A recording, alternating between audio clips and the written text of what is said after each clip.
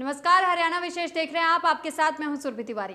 तो grievance committee की बैठक लेने पहुंचे डिप्टी सीएम दुष्यंत चौटाला ने कहा कि ना तो एमएसपी बंद हुई है और ना ही मंडियां। किसानों को अपनी फसल का पूरा दाम मिल रहा है। हमारी सरकार चाहती है कि किसान आधुनिक खेती करें और उन्हें उनकी उपज का बेहतर दाम मिले।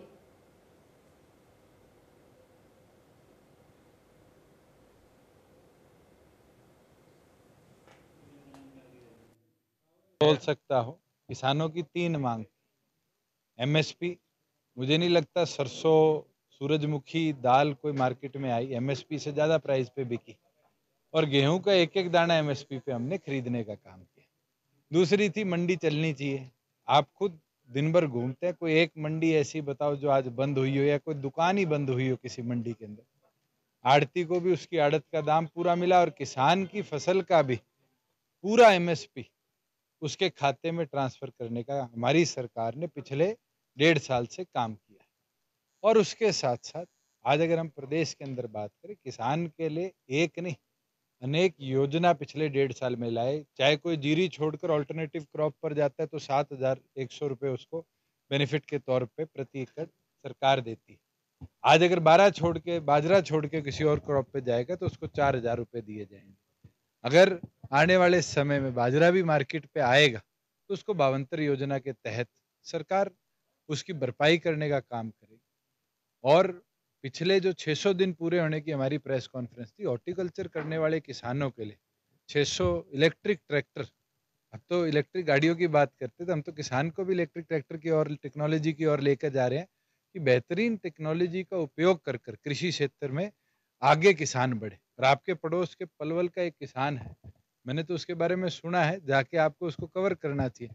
वो फूल की खेती करता है और ब्राजील की एक वैरायटी के फूल यहाँ लाकर खेती करे। 90,000 रुपया डेली वो पलवल से अपने फूलों को और गाजीपुर में ले जाकर बेचने का काम करता है। किसान आधुनिक होगा तो अपने आप उसके इनकम के साधन बढ़ेंगे। और इसी सोच और प्रयास के साथ हमारी सरकार काम कर रही है। जो ग्रीवेंस कमेटी की हमारी पेंडिंग मीटिंग थी, कोविड की सेकेंड वेव के कारण पीछे नहीं हो पाई, उसको आज कंक्लूड किया है। 16 एजेंडा थे, 4-5 प्रार्थी और आए और एक केस जो बहुत लंबे समय से पेंडिंग था उसके ऊपर जो हमारे एमसीएफ कमिश्नर है गरिमा मित्तल, उनकी टीम बनाई गई है। क्योंकि रिसेंटली एक ऐसा मामला गुड़गांव का भी आया, क्योंकि वो सोसाइटी हरियाणा में रजिस्टर्ड नहीं है, उसकी एक डिटेल रिपोर्ट वो कमेटी को सबमिट करेगी। अधिकतम एजेंडाज जो पेंडिंग रहे थे पीछे भी, उनको भी रिजॉल्व कराया गया है। सिर्फ 2 ऐसे मेन एजेंडाज हैं जिनको आगे के लिए कैरी। तो दुष्यंत चौटाला ने अपने दादा ओम प्रकाश चौटाला के जेल से बाहर आने पर कहा कि उनके बाहर आने पर वे खुश हैं और उन लोगों के लिए भी सबक है जिनकी वजह से उन्हें जेल जाना पड़ा। दुष्यंत चौटाला ने उम्मीद जताई कि अजय चौटाला भी 7 महीने के बाद इसी तरह से जेल से बाहर आ जाएंगे, क्योंकि दोनों जनता की भलाई के लिए संघर्षशील रहे हैं। खुश हूँ बाहर आए हैं और जिन लोगों ने षड्यंत्र रचा था उनको भी इस चीज का जवाब मिला है।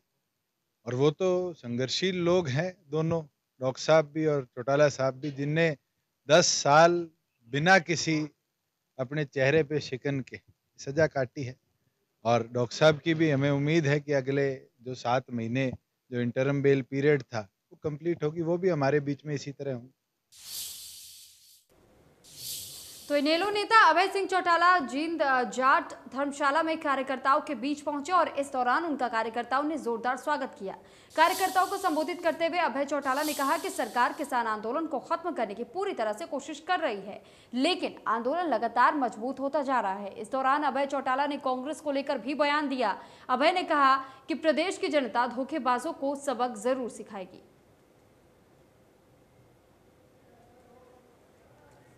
सरकार जो है, जो आंदोलन चल रहा है किसानों का, जो 7.5 महीने से किसान आज टीकरी के, सिंगू के, गाजीपुर के, शाहजहाँपुर के बॉर्डर पे बैठा है, यहाँ उसकी बात को स्वीकार करना चाहिए। वहाँ कहीं विवादित करके उसको खत्म करने की कोशिश में, लेकिन किसान विचलित नहीं होते। किसान तो और मजबूती के साथ इस लड़ाई को लड़ेगा और हर हालत के अंदर की सरकार को किसान की बात को मानना पड़ेगा। कांग्रेस से भी बहुत परेशान है, इसलिए अनाप शनाप बयान दे रहे हैं, इसलिए अनाप शनाप बातें अखबारों में कह रहे हैं। चौटाला साहब के आने के बाद जिन लोगों ने चौटाला साहब को षड्यंत्र के तहत जेल पहुंचाया था, लोग उनसे उसका हिसाब मांगे।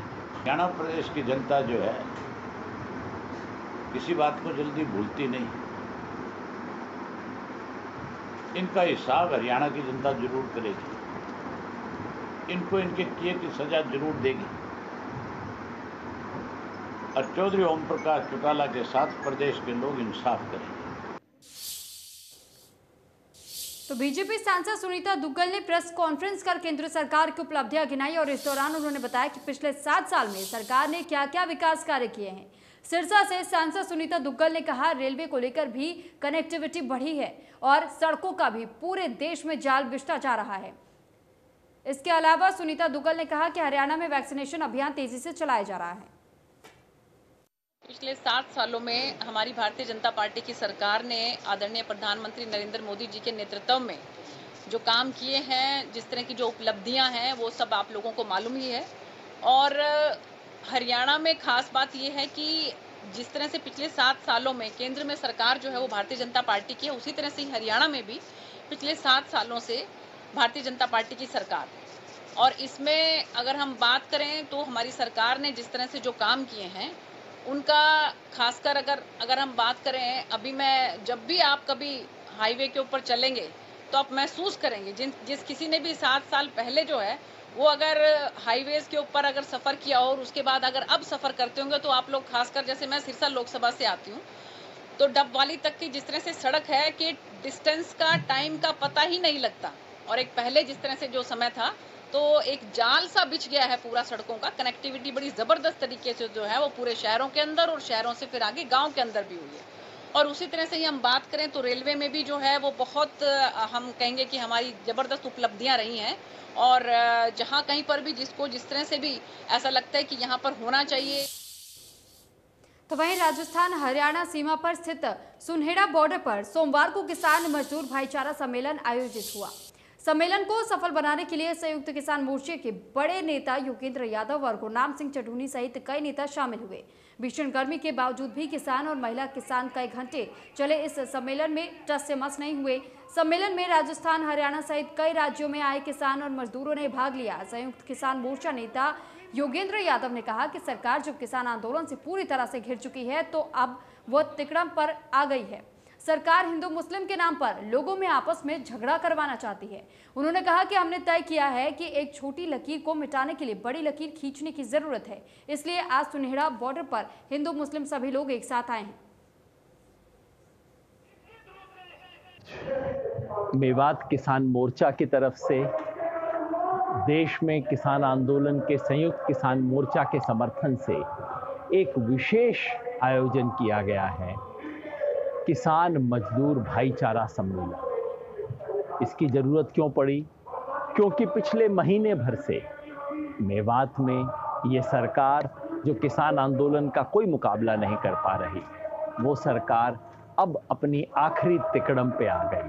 आखिरी तिकड़म है हिंदू मुसलमान में बंटवारा करवाना, हिंदू मुसलमान में झगड़ा करवाना।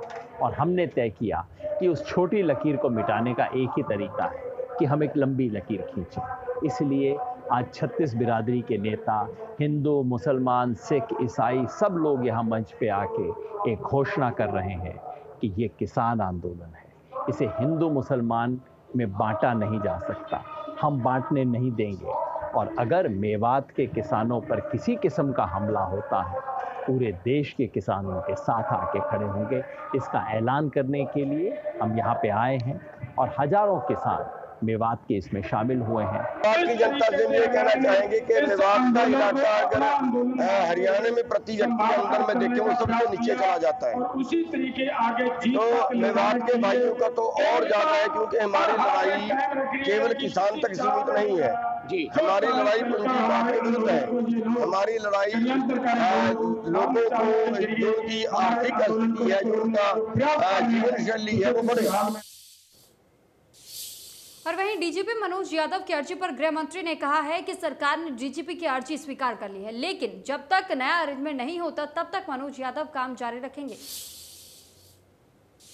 अपने पारिवारिक कारणों का हवाला दिया है कि मुझे रिलीव कर दिया जाए, तो हमने उनकी एप्लीकेशन स्वीकार कर ली है और होम डिपार्टमेंट को कह दिया है कि नया पैनल बनाकर केंद्र में भेजा जाए। और मनोज यादव को हमने कहा है कि जब तक नया अरेंजमेंट ना हो जाए तब तक वो अपना काम जारी रखें।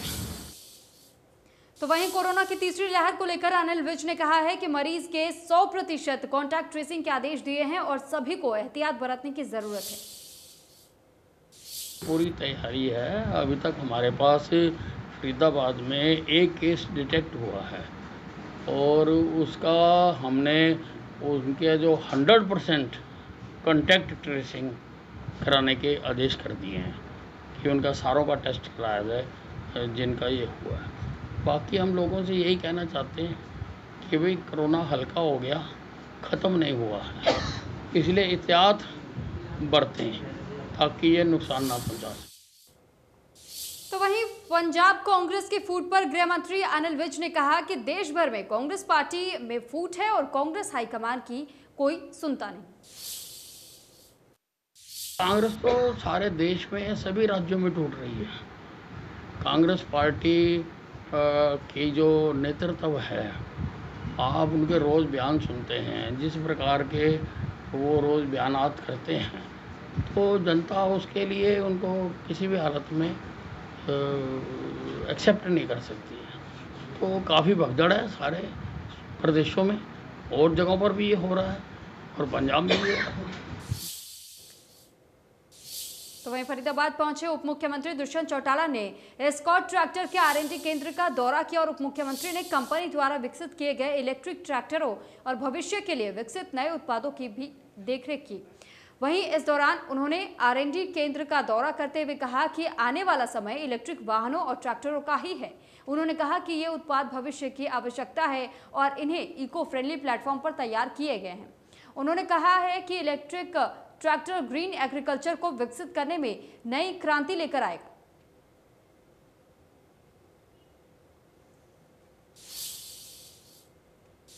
तो बल्लभगढ़ पहुंचे केंद्रीय राज्य मंत्री कृष्णपाल गुर्जर और हरियाणा के परिवहन मंत्री मूलचंद शर्मा ने जल संसाधन विभाग की तरफ से निर्मित किए जा रहे 6 मार्गीय पुल का सेक्टर 3 और सेक्टर 8 के चौक पर शिलान्यास किया। इस दौरान विधायक नरेंद्र गुप्ता के अलावा स्थानीय पार्षद और भाजपा कार्यकर्ता मौजूद रहे। ये गुड़गांव केराल पे ये जो फ्लाईओवर बनाया जा रहा है, बहुत लंबे समय की डिमांड है, जो दोनों विधानसभा फरीदाबाद और बल्लभगढ़ को जोड़ने का काम था। ये सेतु का काम करेगा। पहले 2 लाइन का पुल था, छोटा पुल था, जाम रहता था, आधा घंटे लोग जाम में खड़े रहते, हॉस्पिटल जाते तक मरीज पहुंच नहीं पाता था। और 1-3 को नहीं, बल्लभगढ़ की पूरी विधानसभा की लाइफ लाइन है, जो फरीदाबाद के लोगों को, जो दोनों तरफ हाईवे को बीच का ये रास्ता है। ये 6 लाइन का पुल बनेगा, 6 करोड़ 85 लाख की लागत से है और दिसंबर तक ये बनकर तैयार होगा। देखिए, ये 3 सेक्टर बल्लभगढ़ को जोड़ने वाला 7, 8, 9, 10 से ये 3 सेक्टर का जो गुड़गांव कैनाल पर फ्लाईओवर है, ये 2 लेन का था। सुबह और शाम इसमें आधा घंटे जाम लगता था, लोगों को बहुत परेशानी होती थी। तो लेकिन यहाँ के हमारे स्थानीय मंत्री हैं, जो विधायक हैं बल्लभगढ़ से, मूलचंद शर्मा जी, नरेंद्र जी, इन सब ने इस लोगों की समस्या को देखते हुए इस पुल की मांग रखी और आदरणीय मनोहर लाल जी ने तुरंत इस मांग को मंजूर कर उसके लिए 6 करोड़ 85 लाख रुपए 2 लेन से 6 लेन कराने के लिए मंजूर कर दिए। आज उसका शिलान्यास हुआ है और लगभग दिसंबर तक बनकर ये 6 लेन का पुल बनकर तैयार। तो पंचकुला में खेल मंत्री संदीप सिंह ने जिला लोक संपर्क एवं कष्ट निवारण समिति की बैठक ली और इस दौरान उन्होंने 14 शिकायतों पर सुनवाई की और इनमें से 5 शिकायतों पर जांच के आदेश जारी कर दिए। वहीं खनन विभाग संबंधित शिकायतों पर सख्त कार्रवाई करते हुए खेल मंत्री सरदार सिंह ने पुलिस विभाग और खनन विभाग के अधिकारियों पर जांच बिठाई है। इस बैठक में हरियाणा के विधानसभा अध्यक्ष और पंचकुला विधायक ज्ञानचंद गुप्ता भी मौजूद रहे। केस थे जो हमारे पास आए हुए थे, इसमें एक फाइल किया है और 13 जो हैं अगली बैठक में लिए हैं, जिसमें से 5 ऐसे हैं जिसकी इंक्वायरी के लिए बोला गया है, जिसमें चाहे वो माइनिंग का हो, ओवरलोडिंग का हो, फूड एंड सप्लाई का हो। इस तरह के 5 ऐसे हैं जो हमने आगे इंक्वायरी के लिए लिखे हैं और इसमें डीसी साहब को पूरे निर्देश दिए कि जो विभाग के इसमें कार्यकर्ता ऑफिसर हैं उसके ऊपर उनकी पूरी इंक्वायरी मामले के ऊपर और जो भी दोषी पाया जाएगा उसको लीगल उसके ऊपर कार्रवाई। मुख्यतः जो ग्रीवेंसेस कमेटी में विषय आया था वो माइनिंग विभाग से संबंधित था। उसमें माइनिंग विभाग ने जैसे कि गाइडलाइंस हैं, ये कंप्लेंट ऑफेंस होता है, ये इसमें मुख्यतः जो माइनिंग में इन्वॉल्व व्हीकल्स होते हैं इसमें माइनिंग डिपार्टमेंट उनको कंपाउंड कर लेती है फाइन लगा के। और एनजीटी के भी कुछ नए दिशा निर्देश आए हैं कि किन किन विषयों पे एफआईआर दर्ज होनी और किन पे नहीं होनी। तो ये मीटिंग में बात आई थी कि पत्र जो था वो कुछ दिन पहले लिखा हुआ है और एफआईआर उसके कुछ दिन बाद दर्ज हुई है। तो ये टाइम लैग क्यों हुआ इसके बारे में हम खुद अपना इंटरनल पुलिस डिपार्टमेंट भी देखेगा।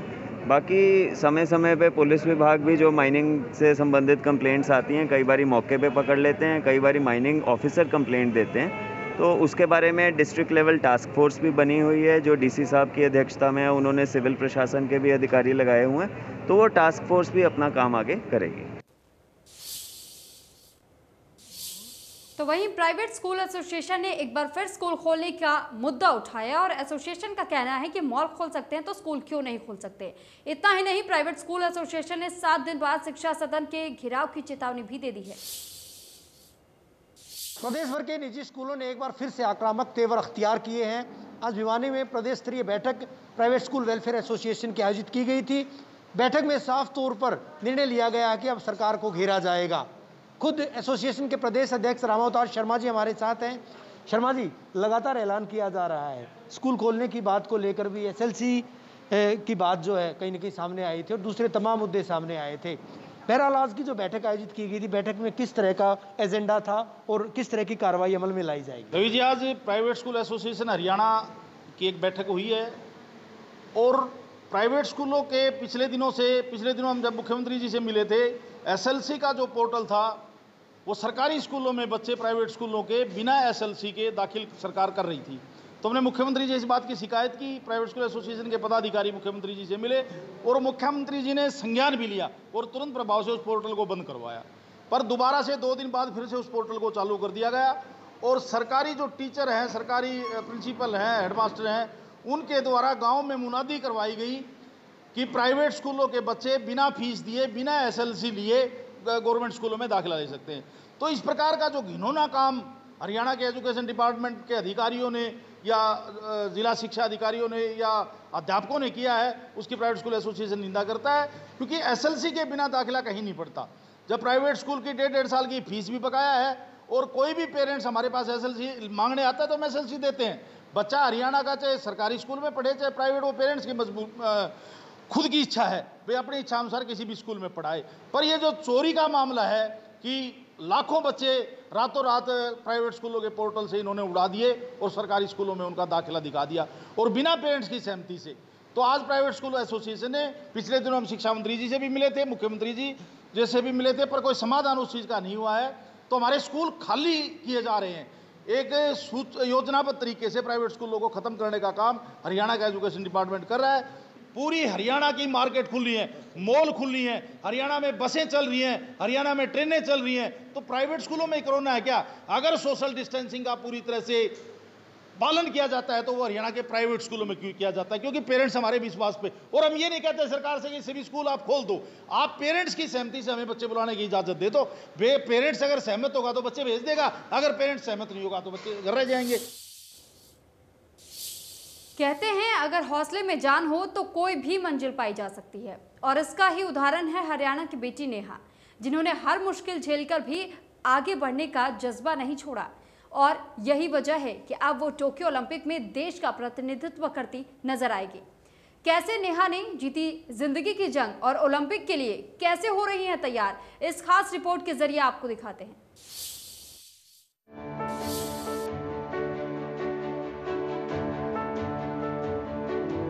ये कोई फिल्मी कहानी नहीं, बल्कि एक बेटी का ऐसा दर्द है जो अभावों में पलकर बढ़ी है। हम बात कर रहे हैं नेहा गोयल की, एक ऐसी जुझारू लड़की जिसे टोक्यो ओलंपिक के लिए भारतीय टीम में चुना गया। एक वक्त ऐसा भी था जब नेहा के परिवार के पास बेटी की स्कूल फीस को भरने के लिए पैसे नहीं थे। परिवार चंद रुपयों के लिए तरसता था। गरीबी के उस दौर में और छोटी उम्र में नेहा के सिर से उसके पिता का साया उठ गया। ऐसे में अब 3 बेटियों की जिम्मेदारी उनकी मां पर आ गई। मेरा ऐसा मानना, मैं तो ओलंपियन नहीं हो पाई थी किसी कारणों से, भाई हमारी टीम क्वालिफाई नहीं कर पाई थी, लेकिन मैंने उसी दिन सोच लिया था मैं ओलंपियन प्लेयर तैयार करूँगी। जैसे कि आपने बात की नेहा गोयल की, इस टाइम हमारे सोनीपत से 3 लड़कियां ओलंपिक की टीम में सेलेक्ट हुई हैं। आप पहले नंबर पर जैसे नेहा गोयल है, काफ़ी टाइम से इंडिया टीम में खेली है, उसको 5-6 साल हो गए इंडिया टीम में खेलते हुए। आपको पहले भी आप लोग को पता, उसके घर की स्थिति काफ़ी डाउन थी, बहुत गरीब फैमिली से वो बिलोंग करती है, लेकिन उसको खेल देखते हुए आप ये नहीं कह सकते। नेहा की कोच प्रीतम रानी सिवाच ने न सिर्फ उनके लिए बुनियादी सुविधाएं मुहैया कराई, बल्कि उन्हें आगे बढ़ने की प्रेरणा भी दी। और इसी प्रेरणा और कड़ी मेहनत से नेहा ने कॉमनवेल्थ गेम्स में अहम मौके पर गोल करके भारत को सिल्वर मेडल दिलाने में एक बड़ी भूमिका निभाई। उस लड़की ने जो गोल किया, कमाल किया, पता भी नहीं लगा दूसरी टीम को कि किस टाइम कैसे गोल किया। और आप उसका नेशनल वगैरह में, डोमेस्टिक हॉकी में भी आप उसका देखेंगे, जब भी मैच चलते हैं मैं देखती हूँ मेरे रोंगटे खड़े हो जाते हैं जब वो बॉल लेती है। मतलब मेरे को लगता नहीं कोई डिफेंडर उससे खोस पाएगा, वो इतनी टैलेंटेड है। और वो एक हमारे हरियाणा के लिए, सोनीपत के लिए, हिंदुस्तान के लिए एक हीरा है। अगर जो मैं चाहूँ तो मैं सोचती हूँ, मैं उसके अंदर अपनी छवि देखती हूँ कि भाई मैं खेलती थी तो ऐसे गोल करती, जब वो गोल मारती तो मुझे बहुत खुशी होती है कि ऐसे ही मैं स्कोर करती। नेहा इन दिनों बेंगलुरु में नेशनल टीम की सदस्यों के साथ खूब पसीना बहा रही है, जिसके दम पर वो एक बार फिर से कमाल दिखा सके। बताया जाता है कि नेहा बहुत आशावादी है और उनका ये आशावादी रुख उन्हें आगे बढ़ने की प्रेरणा भी देता है। नेशनल टीम में शामिल होने के बाद नेहा कड़ी मेहनत कर रही हैं, तो दूसरी तरफ नेहा की इस कामयाबी से परिवार के लोग बेहद खुश हैं। सिलेक्शन हुआ है और मैं बहुत एक्साइटेड हूँ, क्योंकि ये मेरा फर्स्ट ओलंपिक है और मेरा स्टार्टिंग से ही सपना था कि मैं ओलंपिक में जाऊँ और अपने देश के लिए मेडल लाऊं।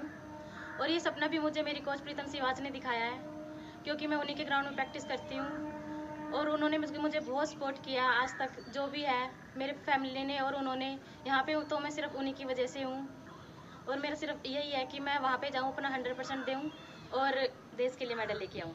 धन्यवाद। हमें बहुत ज़्यादा खुशी है उसके सिलेक्शन होने की। जब वो छोटी थी तो वो हमेशा ये कहती थी कि मेरे को हॉकी खेलनी है दूसरे बच्चों को देख के, पर हम उसको खिला नहीं पा रहे थे। लेकिन फिर प्रीतम दीदी, वो एक दिन ग्राउंड में आई प्रीतम दीदी के पास, उसने बोला मुझे हॉकी खेलनी है, तो दीदी ने उसको सपोर्ट किया, दीदी ने उसको खिलाया, हर चीज़ अफोर्ड की दीदी ने, उसके लिए बहुत किया है प्रीतम दीदी ने। आज हम जिस जगह पे आज वो है वो प्रीतम दीदी की वजह से है। बस खुशी का तो जी हमारा कोई ठिकाना ही नहीं है, ये तो शब्दों में बयान ही नहीं हो सकती। किसी का बच्चा इतना आगे पहुंचता है तो उसकी खुशी का तो आप अंदाजा नहीं लगा सकते। ये तो हमारे देश की शान है जी, हमारी बच्ची, हमारे हरियाणा की, हमारी गली की, हमारे परिवार को सबको पूरी खुशी है जी। और इससे ज़्यादा हमें क्या चाहिए कि हमारा बच्चा ओलंपिक में जाके खेलता है, इससे ज़्यादा तो हमारे लिए खुशी की कोई बात ही नहीं हो सकती। तो किस प्रकार की मेहनत जो है आप देखते थे छोटी सी? बहुत मेहनत की है जी, इतनी मेहनत करके वो आगे बढ़ी है। बगैर मेहनत करे तो कौन आगे बढ़ता है जी। हम लोग तो सो के भी नहीं उठा करते हो, सवेरे 4 बजे ग्राउंड में जा लिया करते। जैसा कि मैं जानता हूँ कि नेहा गोयल एक बहुत ही मेहनती लड़की है, जो कि राष्ट्रीय स्तर पर और स्थानीय स्तर पर भारत को कई बार मेडल उसने जितवाए और अब उसका ओलंपिक में चयन हुआ। चयन होने से हमारे मोहल्ले में और हमारे शहर में, इसके साथ साथ पूरे देश में इस बात की खुशी है कि वो लड़की बेचारी इतनी गरीब परिवार से संबंधित होते हुए भी आज वह देश का नाम जो है आगे कर रही है। और हमें आशा और विश्वास है कि वह निश्चित रूप से ही ओलंपिक में भी मेडल जीत कर लाएगी। हरियाणा की बेटी नेहा की कहानी हॉकी के खेल में अपना करियर बनाने वाली लड़कियों के लिए प्रेरणा का काम करेगी। नेहा की कामयाबी पर इंडिया न्यूज स्पोर्ट्स भी उन्हें टोक्यो में शानदार प्रदर्शन करने के लिए शुभकामनाएं देता है। इंडिया न्यूज के लिए सोनीपत से राम की रिपोर्ट।